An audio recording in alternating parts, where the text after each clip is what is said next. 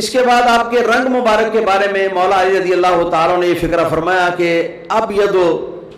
مشرب، نبی کریم صلی اللہ تعالیٰ علیہ وسلم کا چہرہ مبارک بہت سفید اور گورا تھا،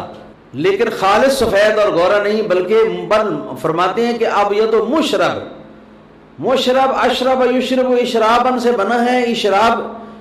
شین را اور با کے مادے سے، شرب کا معنی ہوتا ہے پینا، شراب عربی زبان میں کہتے ہیں پینے کی چیز کو، آپ شراب کہتے ہیں نشہ آور چیز کو، عربی زبان میں نشہ آور چیز کو شراب نہیں کہتے بلکہ ہر اس چیز کو کہ جو پینے کے قابل ہو۔ مشرب کا مفہوم جو ہے وہ یہ ہے کہ چہرہ مبارک کا جو رنگ مبارک ہے وہ انتہائی سفید اور انتہائی گورا ہے، لیکن اس کے اندر ہلکی سی گلابیت جو ہے وہ جو ہے اس کے اندر مکس کر دی گئی ہے، گویا کہ گلابی رنگ جو ہے اس کا گلابی رنگ کی ایک جھلک جو ہے وہ گویا کہ پلا دی گئی ہے سفید اور گورے رنگ کو۔ فرمایا ہے ادعج العینین، عینین کہتے ہیں آنکھوں کو، اور ادعج جو ہے یہ دعجن سے بنا ہے۔ دعجن کا مفہوم 3-4 صفتیں جمع ہوں تو یہ ادعج جو ہے نا یہ اس کا مفہوم پورا ہوتا ہے۔ نمبر 1 یہ کہ آنکھیں کھلی کھلی ہوں، آنکھیں کھلی کھلی اور بڑی بڑی ہوں، لمبائی لیے ہوئے، کھلی بڑی لمبائی لیے ہوئے 2، اور تیسرے نمبر پہ جو درمیان میں سیاہ حصہ ہے آنکھ کا تو وہ انتہائی سیاہ ہو، انتہائی سیاہ ہو، اور چوتھے نمبر پہ جو سفید حصہ ہے تو وہ انتہائی سفید ہو، اور 5ویں نمبر پہ یہ ہے کہ جو سفید حصہ ہے آنکھ کا